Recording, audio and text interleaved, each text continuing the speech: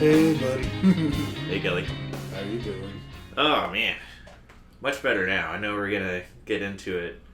But I've been trying to steer us away from current events and just, recapping, all the things the world is hearing anyways. Yeah. But the current events have been just so eventy. Yeah. I mean, we got to cover them every once in a while, so. Yeah. When they get important.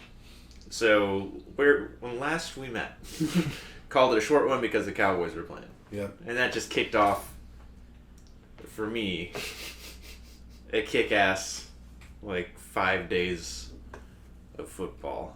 Where Cowboys won and looked good doing it. And then Saturday. Yeah.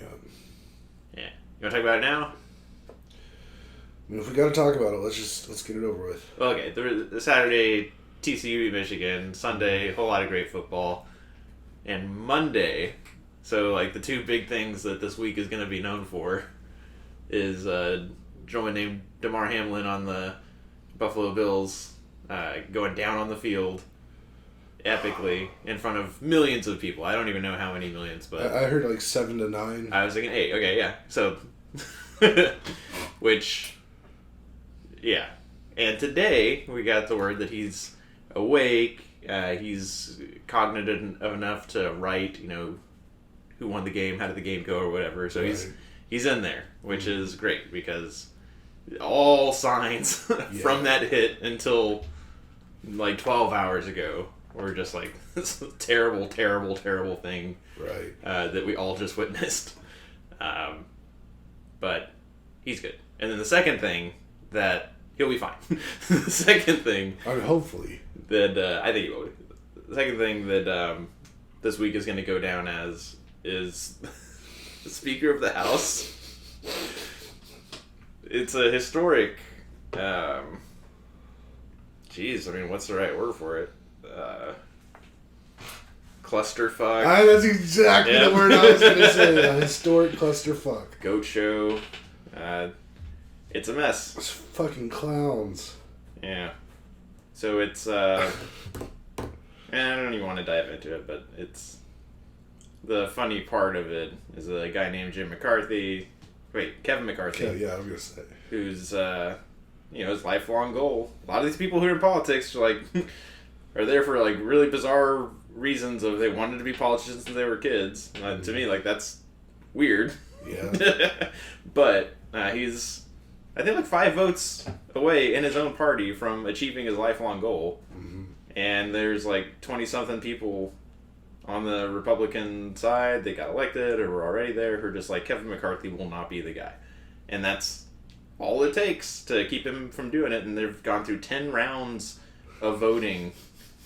And the Democrats are giggling, having a good time, nominating their dude, I think Jeffries. Yep. 10 times in a row, all 212 of them. And every single time the Republicans just can't. And I don't think the numbers have changed that much as far as who's dissenting and who's going for McCarthy. I heard that McCarthy lost 10 votes or something. Or has lost along the way. Mm. But it's... So, that could be a mess. It's super duper rare, right? So this is, you go back to... There was a weird situation in the late 90s that got Devin Hastert as the Speaker of the House. There have been weird situations in the past, but this weird, this bad, you have to go back 100 years is what everybody keeps saying. I read something somewhere in our past, I think a dude went through 130 something votes. Wow. To get in, or they just did it that many times. It was a lot. I'll have to double check those. Yeah. The thing that everybody on the talking heads, the punditry keep referencing is from 100 years ago when it was 10 rounds to get some other guy. It was 100 years ago, I don't know. Right. But get that guy elected Speaker of the House. We've officially, reached that level. I don't know how many days that took for them to do 10 rounds, but we're on day 2 of no Speaker of the House, and nobody's getting sworn in to Congress until that happens. So, see how many days this drags on. I don't think it's, particularly embarrassing given all the things that have happened in U.S. political history. But it's literally every hour that this goes on contributes to it being another day we can't go a week without a Speaker of the House. That would be shocking. But we're already like 2 days on the way to a week of not having a Speaker of the House. Man, it's so wild. I mean, I try not to pay attention to politics very much, but I pay attention when, like, it matters. Yeah, this is and headlines. Yeah. I've just seen so many things. I mean, this is just hilarious for me to watch the Republicans just completely implode. Like, if they can't pick a fucking speaker, how is anyone supposed to think they can run an entire country?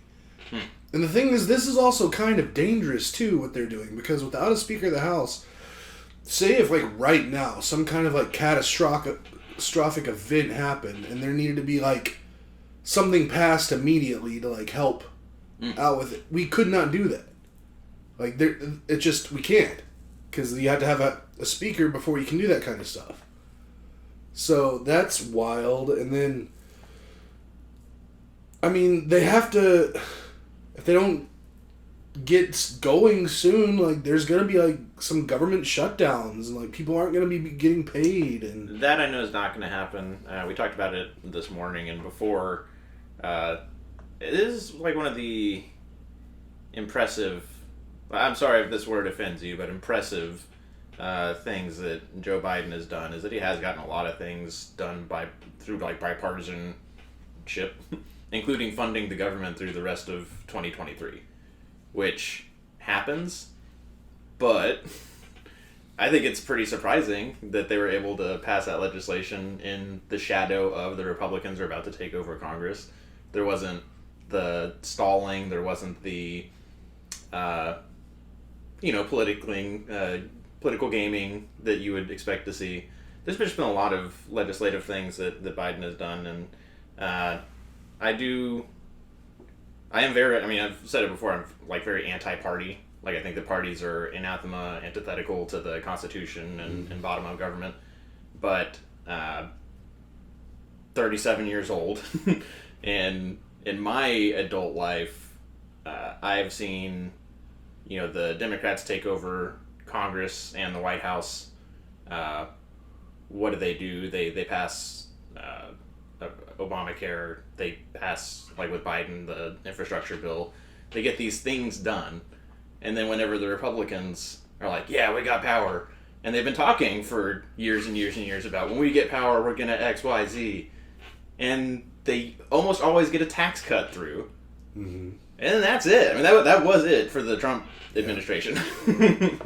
Like the capping insulin, a lot of, if you look at that 20 years of like, fuck Congress, sure. Say that if you want to say that. But what has gotten done? The things that you like are mostly in one team's scoreboard. Yeah. And then tax cuts and all the tax cuts tend to be on the other side. But that is what it is. Those are the two big things that this week is going down for. Is Damar Hamlin, who, again, is a shocking... horrifying in a lot of ways. The dude literally died in front of 9 million people's eyes. And luckily, the guys on the sideline, apparently it was an assistant trainer for the Bills, I think.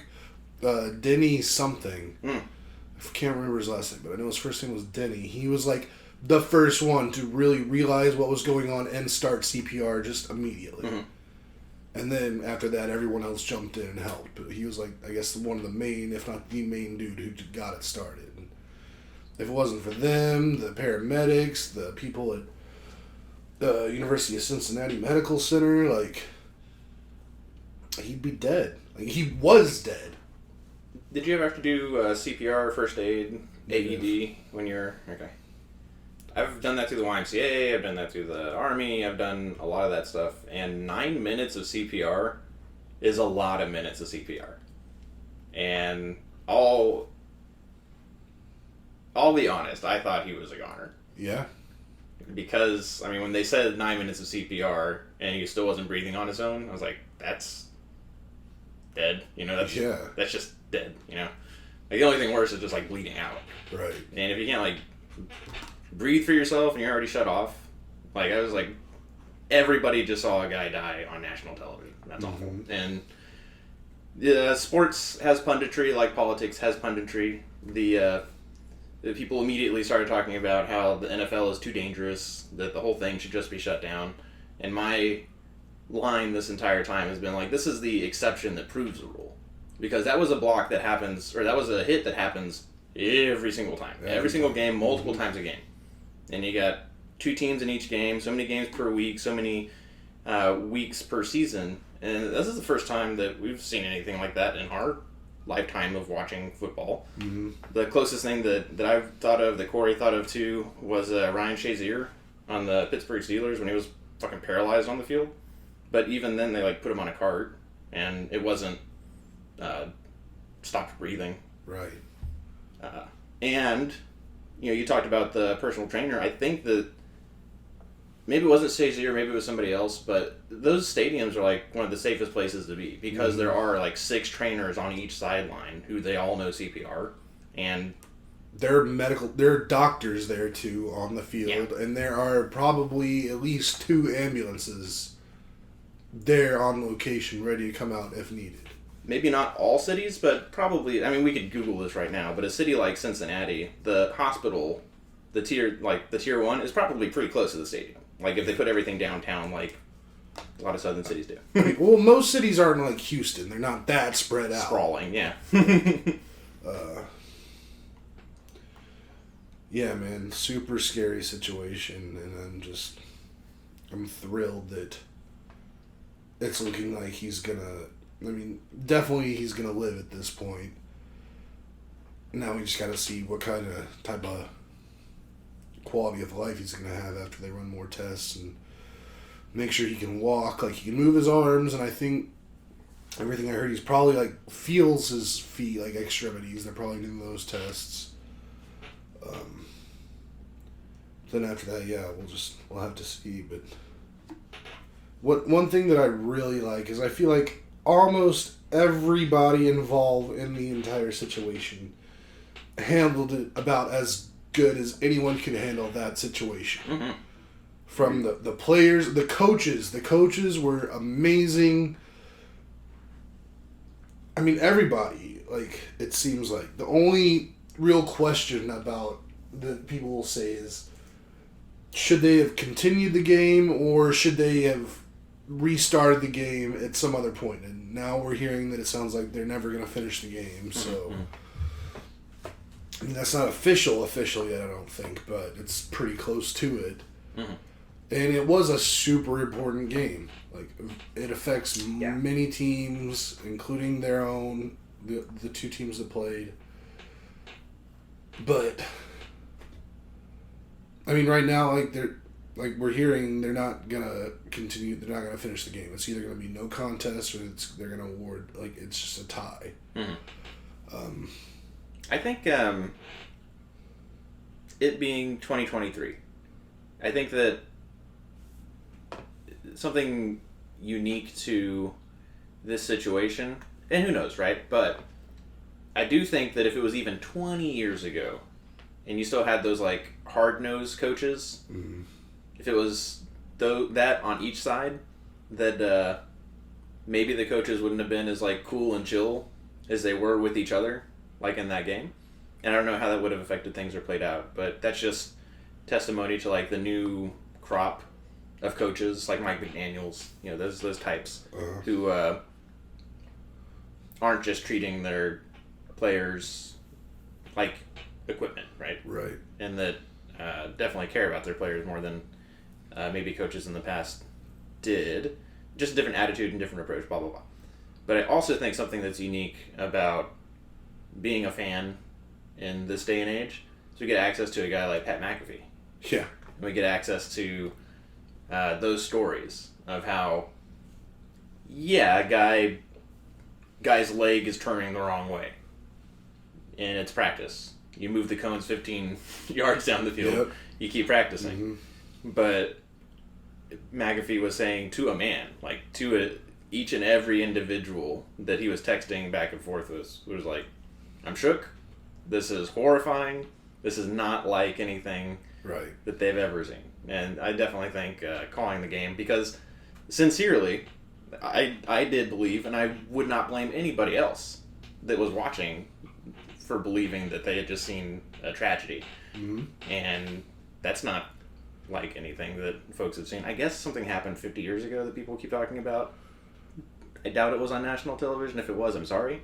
But none of us remember it. None of us... Oh, I guess in football, yeah, there was I think a lion who died either like after collapsing on the field. But mm-hmm. there have been similar kind of instances in some other sports, like...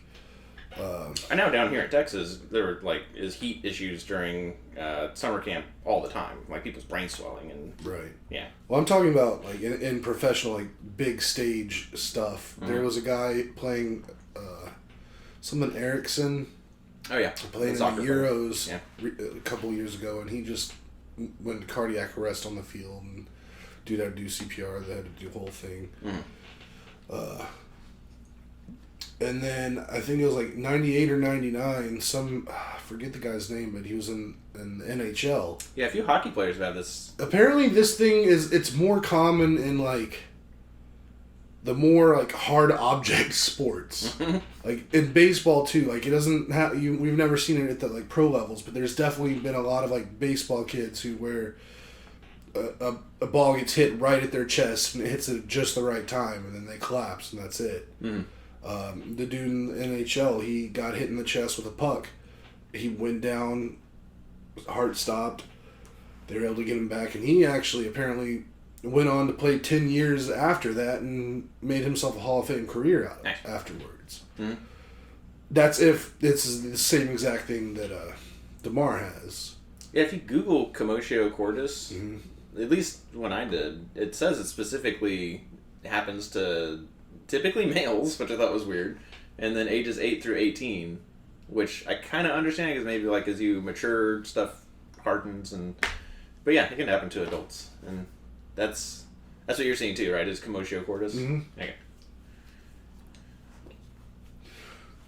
Yeah, I mean, it's just dangerous. Football's dangerous. It's one of those things, but so glad we're hearing some good news out of that whole situation. Yeah, and it's been mostly positive. Like, Bill's Mafia is already, like, kind of cool. Like, as far as, like, fandoms and right. doing good stuff, even for other teams, like, when their players go down and all that. So it's been nice. Like, everybody talks about the toy drive that Hamlin trying to raise, like, maybe $250,000 for, and now it's up to... Oh, it was $2,500 originally. Okay, yeah. And now it's up to, like, 4 or 5 million. 7 million, jeez. I actually donated. Cool. I'm sure he'll... love hearing that when he is ready to hear that. Probably somebody's told him already. I mean, everything I'm seeing is everyone's like, don't tell him yet. We got to get his heart healthy before you tell him something like that because that's going to be big. I like that. Because he, like, was playing in a game, woke up a couple days later, and all of a sudden, like, the world had gifted him an entire foundation. He wasn't just trying to raise money for one event. He now has the money for an entire foundation. Mm-hmm. It's pretty cool. Yeah. I mean... I'm not going to say I donated much, but I gave $5. Cool. I mean, any little bit helps. That's more than I gave. I'll give if you give. I saw that Jim Irsay, because like it shows you like the top donations when you go to the GoFundMe page. That's smart. I like that. And Jim Irsay is the top right now. Cool. At $25,003. To beat whoever is 25,001. No, I think 3. A lot of people had ended in 3 because of his numbers 3. Oh, great. Okay. So. It's much less. He wasn't being petty. He wasn't just trying. He was not trying to just outbid somebody. There was a something Ashley and I were talking about is when do we cross the line? When do we reach the line of patient privacy? And we all want him to do better. I specifically am curious and have questions about the lungs. Like, what does the cardiac arrest have to do with, like, damage to his lungs? But at the same time, like, when do we have to just kind of cut it off of, like, diving deeper and deeper into his specific individual health because of the whole, like, well, really, it's none of our business. He's not, like, a politician. He's not he's sort of a public person. But not to the point where we should have access to his medical records, you know. So I'd love to hear that he's doing well, but I do think if eventually the attention has to go away so that he can just be a person getting better. Right. Yeah. I could be wrong about this, but I think a good portion, if not all of the... there's two things I read. One is that apparently your respiratory muscles, like your lungs, they get weak at a ridiculously fast rate when they're not being used. So it's kind of like when there's no blood going to the brain. That's a pretty fast thing when it goes from not a big deal to a big deal. And also the fact that the dude had to go through 9 minutes of CPR.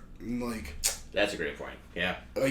You can't break ribs doing that. I mean, most of the time, I think that happens. Yeah. People break, and if you're doing it for 9 minutes, something's gonna break. He has broken ribs. His lungs were just being hammered on by broken shit for a long time. So I'm guessing that's really the main reason he's having lung issues. Did you have anybody pass out or have a cardiac event at the Lobster when you were? I had a couple strokes, but no cardiac events. We had, I think, just one instance of a person having a heart attack in the locker room, and somebody had to use the AED, and thankfully, I didn't have to, but there was a commotion, and I was like, "What's going on?" It's scary stuff, but it's good. Again, so many trainers on each sideline, that there's no shortage of folks just ready to jump in there and. Right. Yeah. But speaking of lungs, I worked out really hard for a year-ish, really 9 months leading up to my birthday, and then got COVID in October, and it got cold. So I've just been doing less cardio. I've still been in the gym, but doing less cardio. And last week, I ran 3 days in a row. Yeah. And my big takeaway from it, my lungs didn't go to shit. And neither did my legs. And even for not really having done that much cardio, I was so thankful that I could just go, just truck. And it was just that 9 months of consistency is helping me through a few days, maybe a couple weeks of not doing what I should. And I just had that in my notes because I was happy about that. I mean, that's good. It's very cool. Football. TCU, Michigan, Saturday. Oh, New Year's. My anniversary. Yeah. Should have said that. TCU beat Michigan. They did. It's pretty unbelievable. Yeah. I mean, all right. I'll give my take on it. I don't want to talk about this too long, but I'll give my take. Michigan did not deserve to win that game by any stretch of the imagination. They made way too many mistakes, and that's one of TCU's strengths is they create mistakes and then they capitalize on them. So I knew if we made mistakes, we were not going to win. Yeah, don't get me wrong. There was at least 2 calls that were completely bullshit for Michigan, and if either one of them would have gone our way, which both of them should have, Michigan probably would have won. Maybe one more than the other. That's what I walked in here with, is I could think of the 2 calls that should have gone Michigan's way that didn't. And I mean, one of them can't guarantee it would have changed much, which to me, that one is the very last play of the game and the no targeting call. But I mean, the first one was they overturned that touchdown, yeah. 48-yard touchdown, 50-yard touchdown pass, which... And then what happened, Kelly? it was, I mean, a mistake. A stupid fucking mistake that was our own fault, and I accept full responsibility for it. I mean, not me. Our Michigan deserves the responsibility for that not happening. But here's the interesting thing. On that touchdown that was reversed, which is wild to me. Like, it should not have been able to be reversed. Because there wasn't incontrovertible Yeah, evidence. there was not actual proof. I 100% agree. If it was called on the field, not a touchdown, and they reviewed it and tried to make it a touchdown... You couldn't see the football, so it is what it is. Yeah. Yeah. Just fucking bullshit. But here's the thing. Mm-hmm. On the play before, I think it was an interception, or a turnover. It was an interception. We got the ball from TCU. Mm-hmm. The thing is, fucking, on replay, and they showed this, the Michigan guy caught the ball and went down on the TCU 48. Yes, I know what you're talking about. The ref spotted it on the Michigan 48. Mm-hmm. So that was 4 yards back from when it happened. So if they were actually 4 yards further, I mean, then we start getting into hypotheticals. Like, if they did the exact same play, being 4 yards closer, did the same exact thing, he would have absolutely been in the end zone for a touchdown. But you can't say that. Yeah. But still, 4 yards in a playoff game, that can be make or breaks. That's like 0.5. Mm-hmm. So 2.5 plays we just like really got fucked on. Yeah. I definitely thought that should have been a touchdown. And then that exact thing of being at the half-yard line is a touchdown? No, it's not a touchdown. It's the half-yard line. And then a fumble. I think TCU had done that one time before in the season, but definitely the Cowboys did that. And it's like, it just seems so improbable and unlikely that it would go down like that. But it does. And I know that I've been saying it all season that TCU has that caliber of defense where they're good for a turnover at least once a game, but most of the time, like once a half. Yeah. And I blame a lot of our loss on my brother and father. Tell me more. Because I was joking with Ash, like, I can hear Eric from here. They were talking so much shit, and they just would not listen to me when I told them. Like, everything, I've watched TCU more this year than any other college team except for Michigan. Mm-hmm. And that's kind of you. Similarly, I've watched Michigan more than anybody else. So I see TCU, I see what they do. And one thing I kept telling them, or one of the many things I kept telling them is TCU plays to the level of their opponent. Doesn't matter who it is, they're going to pretty much match their level, and then they're going to win in the end because they got that dog in them, and they don't quit. And they just like, no, there's no way TCU can even win. And then I even went on to say, like, TCU's defense is a lot better than anyone ever gives them credit for. They're good for probably at least one defensive score a game and 2 turnovers in total per game. Mm-hmm. And they're like, oh, no, fuck this. And then some people might have been talking about people on TCU getting injured or... Yeah, the running back, yeah. No, I'm saying, like, my dad and brother were willing TCU players to get injured. Uh-huh. Which, I'm not going to say I've never done, mm-hmm. but I've become very against doing. And especially now, after the whole Damar thing, I don't want to wish injury on anyone, but even before that, I've been very off of that, unless it might be Ohio. But they're the only ones that I'll ever do that to, if ever again. But they just talking so much shit, and I mean, and the thing is, yeah, we got fucked on 2.5 calls that very well could have changed the entire course of the game. The problem is we had like 5 or 6 major fuck-ups. Mm. So if the level of our fuck-ups to the number of getting screws was equal, then I'd be very upset about this game. Like, I'd be like, no, this is some bullshit. Mm-hmm. But we fucked up more than we got fucked. So if you level everything out, we fucked up too much anyway. TCU wins, and they deserved it. Am I heartbroken? Fuck yeah. Do I like? I had to stop watching football. Like I didn't watch football at all this weekend after that game. I didn't watch any NFL. Just had to take a break from it because I was just super fucking bummed.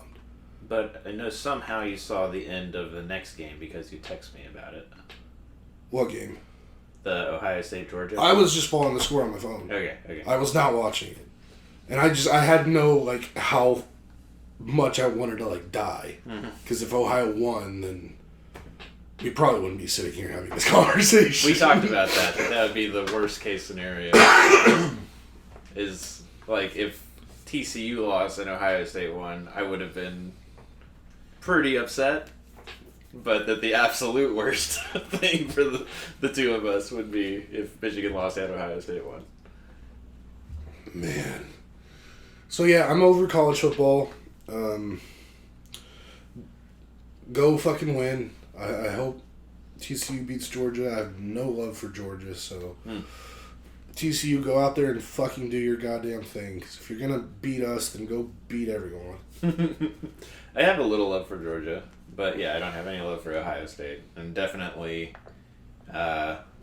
scarred, traumatized by a game I took Justin to at AT&T, where it's TCU versus Ohio State. And they had one of those Boses. He just tore us to shreds. And I'm very glad that... I'm just glad that that's not going to happen. Yeah. Yeah. So we'll see. I mean, I'll definitely follow the score for the national championship game. I can't completely commit to like watching it through its entirety. That's fair. But I'm rooting for TCU. Just a fucking break. And now, like, okay. Every year, basically, since Jim Harbaugh has taken the Michigan job, the end of the season, there's always talks about him getting an NFL job again. Yeah. And every season, for the most part, we all know it's bullshit. This year, it feels like it might be a little different. And I'm hearing a lot of chatter coming out right now about him. I know, but I don't trust any of it anymore. There's so many things that are like the words, and then they put them in quotation marks, and they put the guy's name under it, and they put his face, and they make a graphic out of it, and it's entirely bullshit. The guy never said any such thing. And it happens too much for it to be funny anymore. Where it's saying, anybody could say Jim Harbaugh said anything, and then launder it through Twitter, and then you're like, oh no. And he's probably just eating waffles. I mean, I agree, and I'm not fully taking to heart what I'm hearing, but the things I am hearing and the things I'm seeing too, it's like, it seems more possible. And if he leaves right now, then we're completely fucked.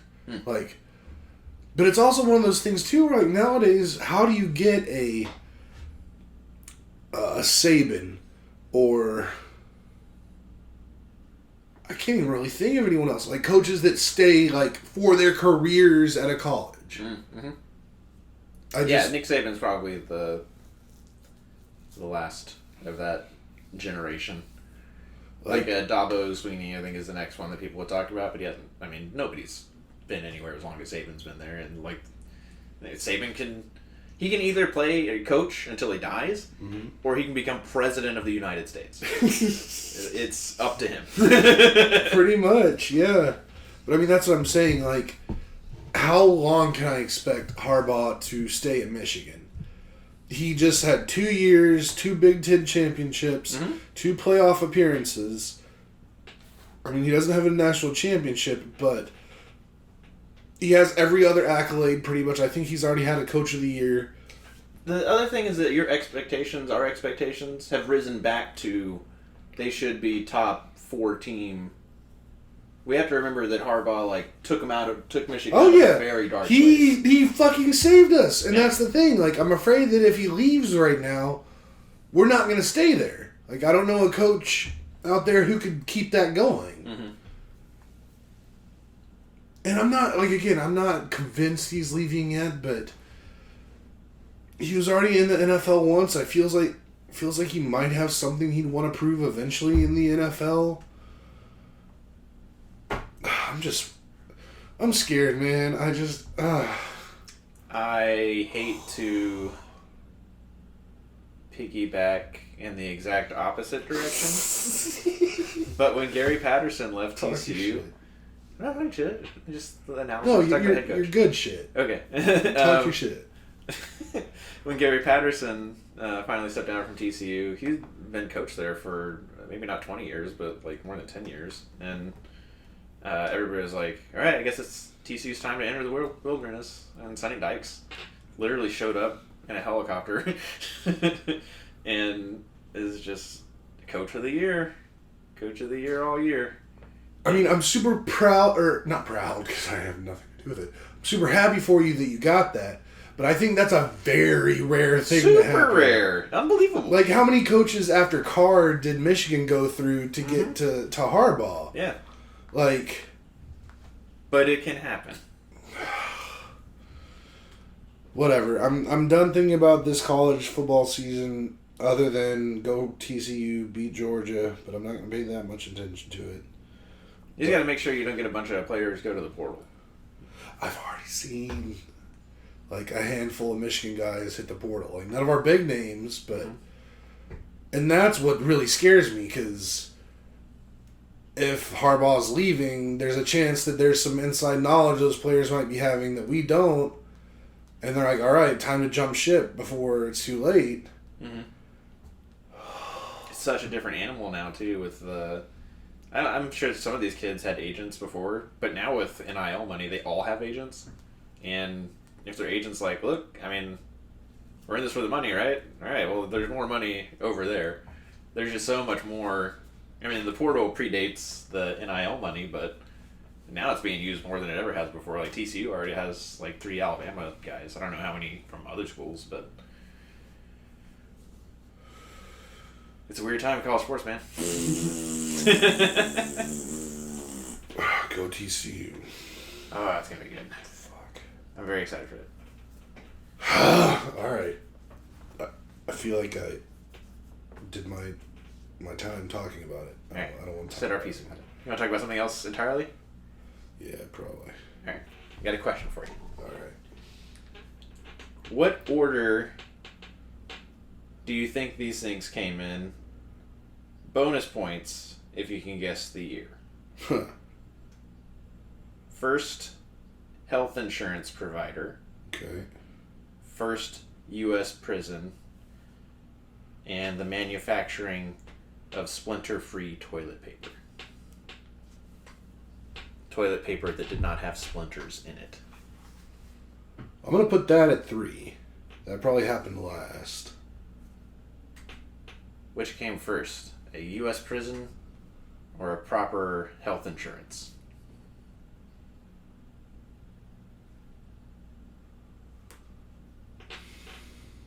My gut says prison, but then I feel like if you're asking me this question, there has to be a very interesting answer to it, which the health insurance thing would be pretty interesting if that came before prisons.